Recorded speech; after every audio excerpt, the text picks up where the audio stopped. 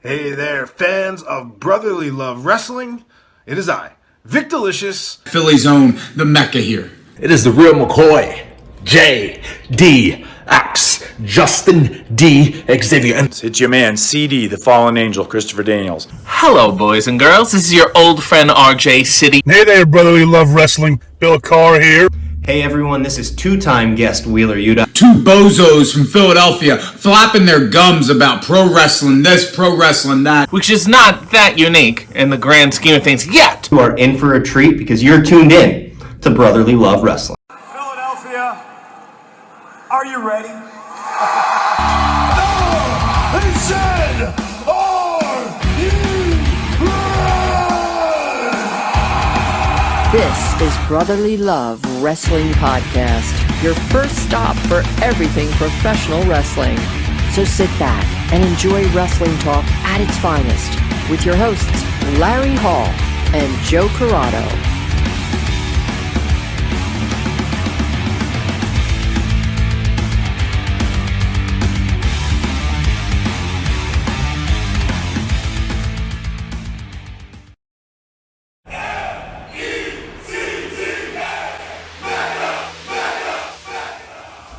I have told anybody that will listen to my voice that I am one incredible freaking professional wrestler. And I've been able to prove that by knowing all the rules, all the ins and outs of every professional wrestling company that I've ever competed in.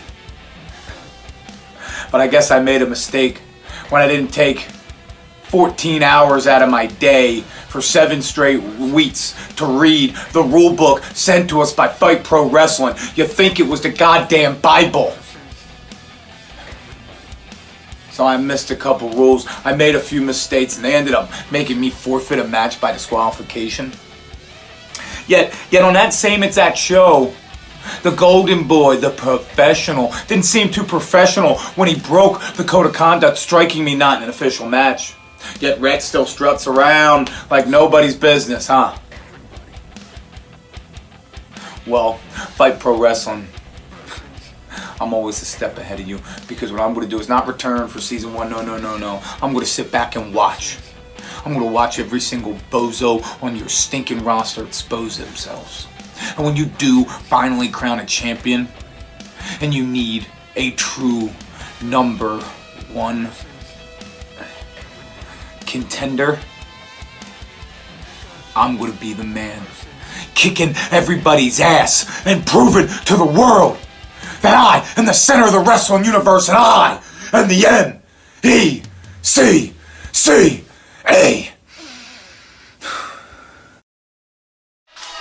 Rhett Titus has done it!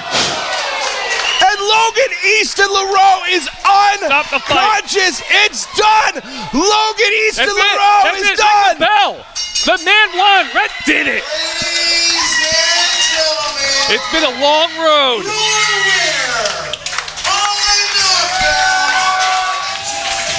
These 3 men in the ring have gone through so much to celebrate in the ring as well as delirious. What an incredible assemblage. Welcome everybody to Brotherly Love Wrestling, and as you saw in the video that started the show, today our 2 guests are 2 former Ring of Honor, 2 of the best that Ring of Honor has ever seen, first of all, and coming up on April 4th, they will battle it out for the premier hybrid championship from Fight Pro at We Are 5 Star. So we have the Mecca, Brian Johnson, and the champion, the professional Rhett Titus. Guys, welcome to the show and welcome back. Well, how are you guys doing tonight? It's great to be back here. I'm feeling the brotherly love on none other than the Brotherly Love Podcast. It never gets old. No. I'm only here because it was a clause in the contract for the title match. Either way, we appreciate seeing you, Brian. You can at least put a smile on your face while you're here. You're in the presence of the champion right here. I know exactly who I'm in the presence of, Rhett. I know exactly who I'm in the presence of. Okay. Mr. Serious guy over here. But it's good to see. So, guys, as we saw in the video, Brian, you kind of sat out the first season of Fight Pro, and you said that you were going to wait until there was a true number one needed to fight for that title, and that happened to be Rhett's title. He won it at the season finale of Fight Pro. And now all of a sudden it looks like you got the title match. You got what you wanted. And April 4th that you guys are going to do battle. I don't appreciate the term sit out. Sit out's what some loser does when he gets picked for his high school basketball team and can't play good enough. Probably what happened to you growing up. I didn't sit out. What I did was I made a strategic move because Fight Pro, which is one of the fastest rising, best professional wrestling independent promotions in the Northeast region, yet they come up with all these cockamamie rules to make pro wrestlers seem like they know what they're doing.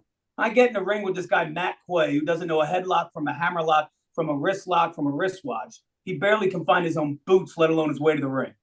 And I end up getting some bullshit forfeit because of a bunch of rules that have never applied to pro wrestling. So I didn't sit out. No, what I did was I took a step back. I took a breather, a timeout.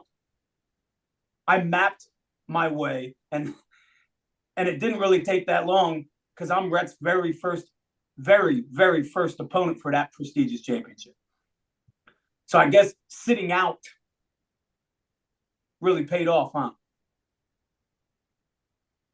So, Rhett, what are your thoughts on your challenger and him taking a timeout and biding his time until a challenger was needed? What are your thoughts? Well, Brian, while you were sitting out, taking a break, I was taking on the best of the best. And not only was I taking them on, I was knocking everybody out with a dropkick, just like I'm going to do to you on April 4th. But the funny thing is that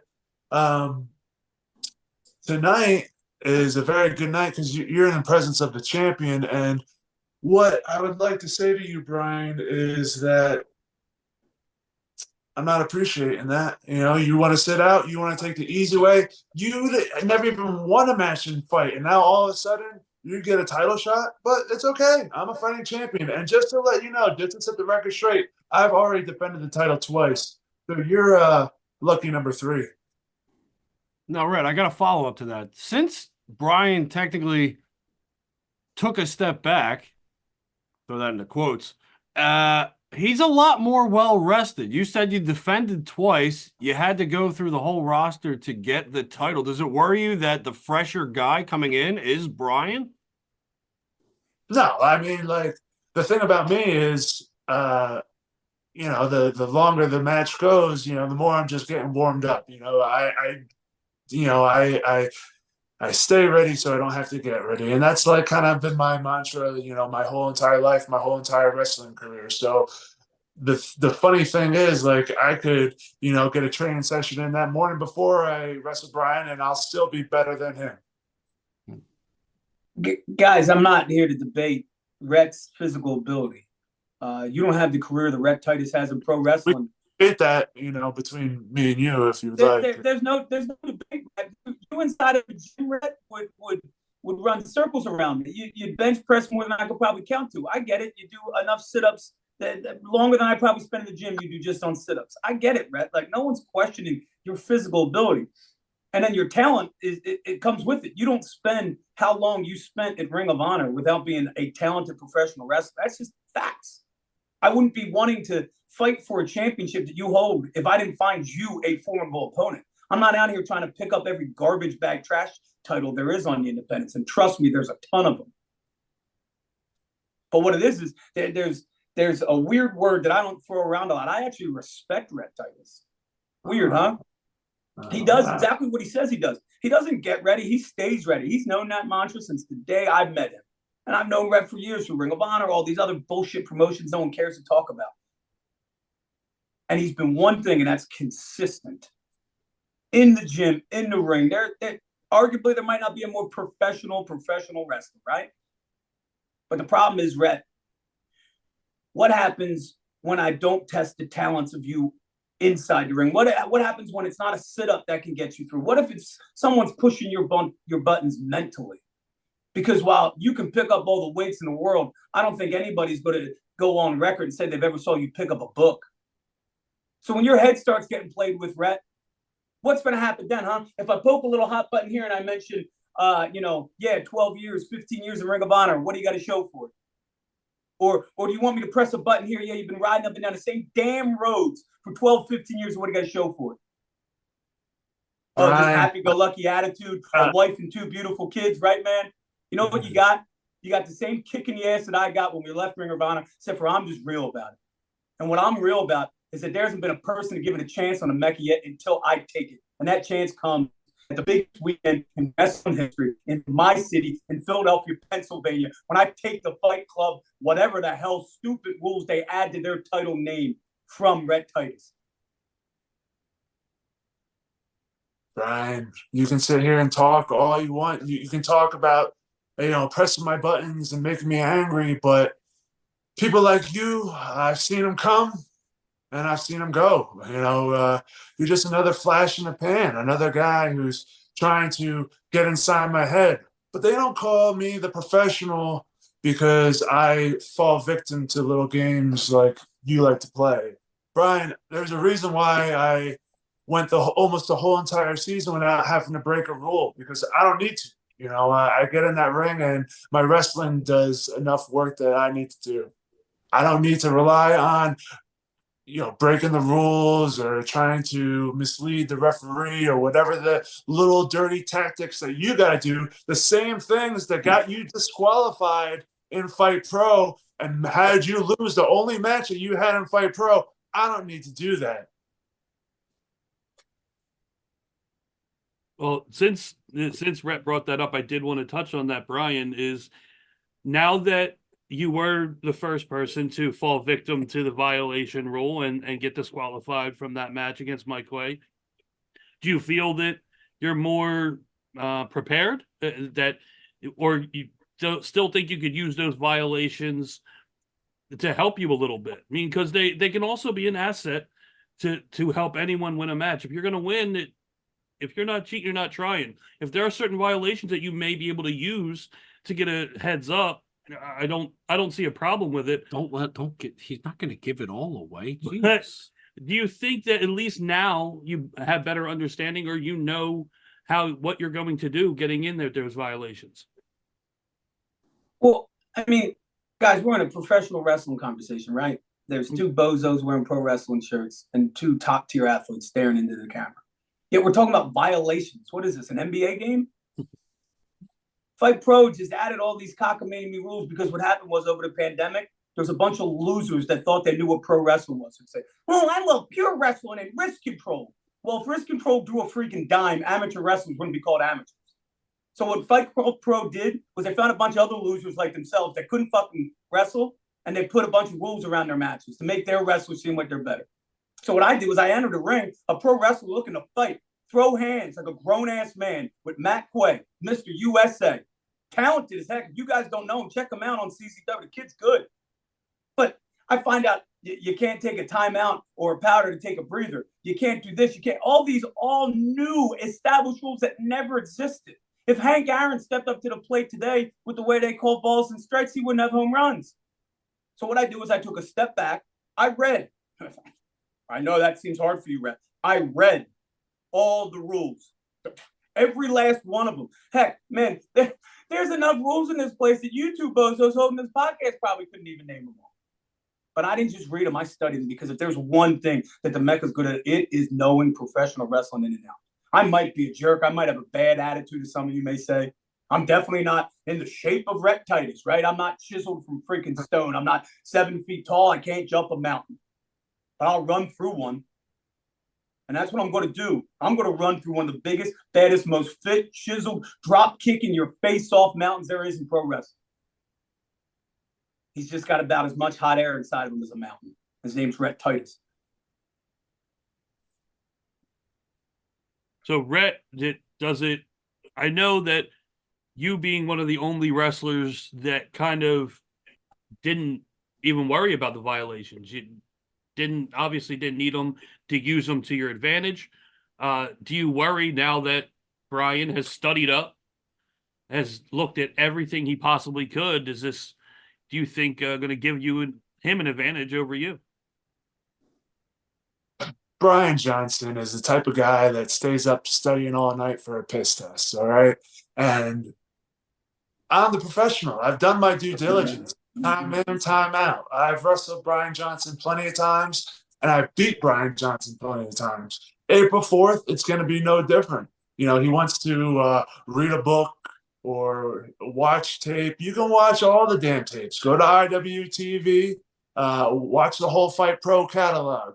You can go to YouTube, and it's debuting every Saturday morning at 10 a.m., and you can watch it there too, Brian. But what you're going to be watching is my feet hit you in the mouth and shut your ass up. You know, talk is cheap until you get hit in the mouth, and that's exactly what's going to happen. You know, he raises a good point, guys.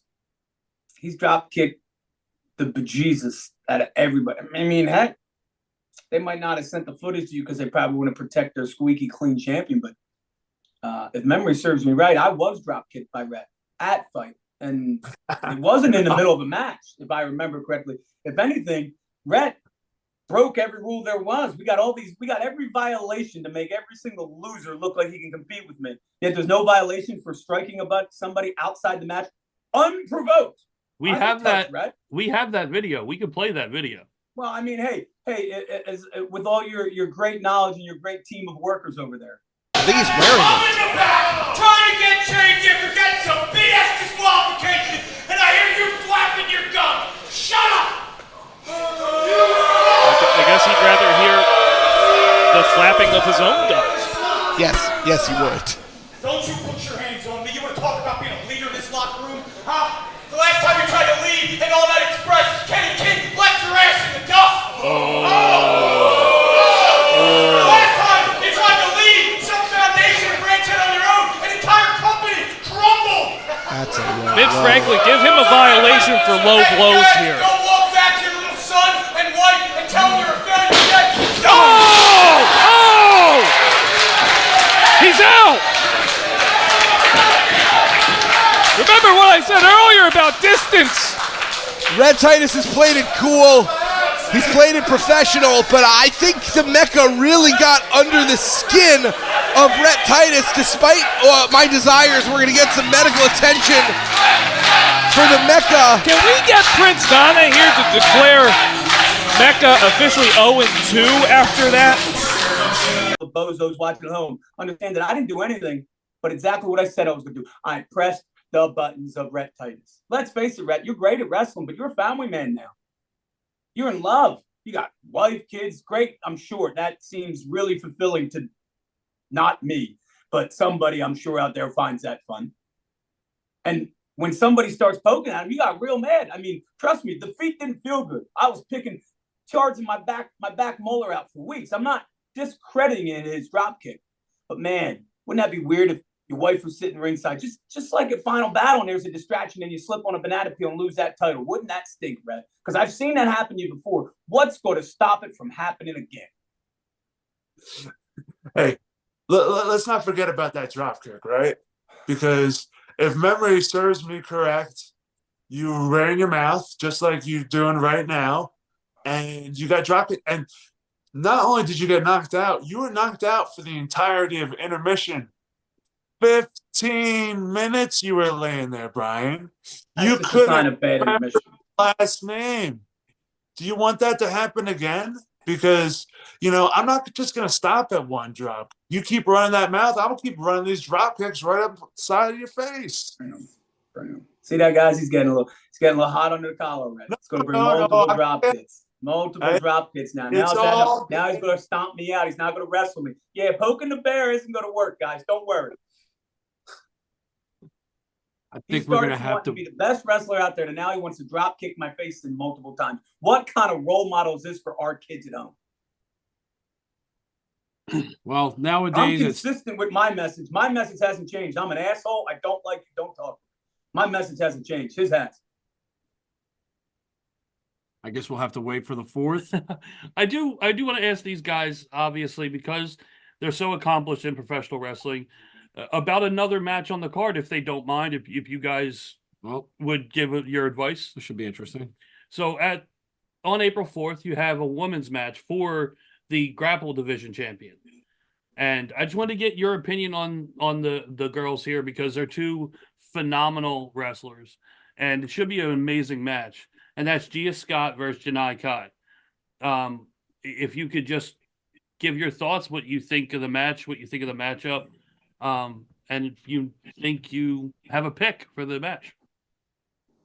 Champ, you can go first. Oh, well, thank you, sir. Well, it's hard. It's really, really hard to bet against the feet of Janai Kai. Gia Scott, she may be the baddest damn woman in pro wrestling, but Janai Kai's got the baddest damn feet. And just like Brian Johnson's going to get knocked out with a dropkick, I imagine that Gia Scott will probably get knocked out with a roundhouse kick or some flying kick from Janai Kai. And we may very well see a new women's fight pro champ. Okay. I just think it's weird that Janai Kai is knocking people out with her feet. That sounds like something on OnlyFans that these bozos hosting a podcast would be into. And when it comes to Gia Scott, I run past her in Maryland and Joppa and up and down the roads. I can't stand that woman. What's great about her? Not a damn thing, if you ask me. My prediction for the match is a draw and everybody loses. All right. You got any other matches on this card? Those were the two I was looking at right now. We could go over a little bit more if you want to. No, hey, it's your podcast, man. You steer the boat. Okay, so then, if you don't mind, we'll give each one of you guys a last word, last little shot to kind of sell. I mean, not that this match needs to be sold. If you're any kind of wrestling fan, you're going to want to see this match. But April 4th at the Monster Factory, this match for the Premier Hybrid title, however long you want, whoever wants to go first, you want Brian, you want to go first, or you want to let Rhett go first? Up to you guys. You know, I'm going to take this one because I don't think people realize that, and most people don't care. And you hear this story all the time about guys that have known each other for years in wrestling, but like people weren't there, so they don't give a shit. But I've known Rhett Titus in that building since I was probably 1 year into wrestling. Rhett Titus taught me how to get up off my feet and jump onto my feet, onto my toes. Taught me some real cool stuff when I was just a young little bozo bouncing around, just trying to grab information. And then we went from town to town and city to city. And Rhett Titus and I, our paths always followed. They weren't necessarily connected, but they followed. And some would argue I was in the shadow of Rhett Titus, just following along. Everywhere he went, I came up next. Everywhere he went, I came up next. He went to Ring of Honor, he dominated, I came up next. But now, Rhett, to me, for this to be the biggest wrestling weekend of the year, for this to be in my home city, in my hometown, in a building that we started in some sort of way, that our relationship, because there's no friendship here, this colleague to colleague relationship started. I don't think people realize that how much I've been laser focused on this. Yeah, you've been a champion for fight since you're the inaugural champion. You'll always be remembered. The history books never forget the first one, ever. But you know what you're going to remember? One takes it from the first one. Because quite frankly, Rhett, you got a wife, you got 2 kids, you got a whole lot of shit going on for you right now that I don't think your head's there. And when I show up on April 4th, my head is not going to be in any other place but in that building. My heart is not going to be in any other place in that building. And my foot is going to be in one place, and that's in your ass. Because I'm coming for the Fight Pro Championship, whether it kills me or not.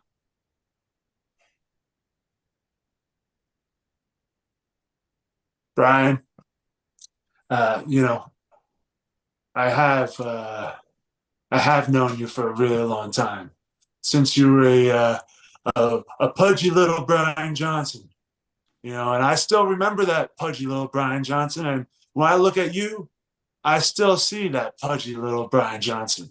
But somehow you've convinced yourself that you're some bald, mean, angry guy named the Mecca. And I ain't buying it. I don't buy it for a second. You're still that same pudgy little Brian Johnson that I met that first day at the Monster Factory.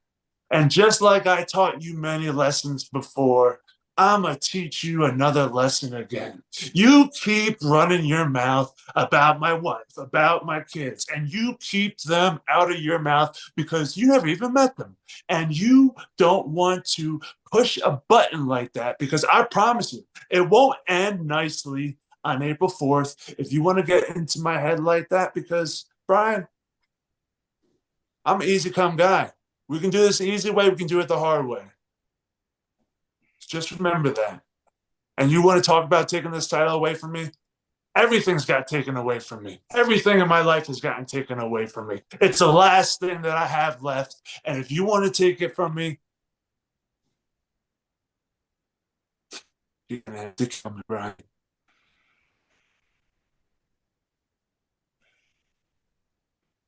All right. Well, guys, thank you so much for coming on tonight. Thank you for doing this and taking the time. We appreciate it. We can't wait to see you lock up April 4th, Monster Factory. Anyone, if you want tickets, you can go to 5starwrestling.net. Go get tickets. Only 20 minutes from the Philadelphia area, so easy to get to.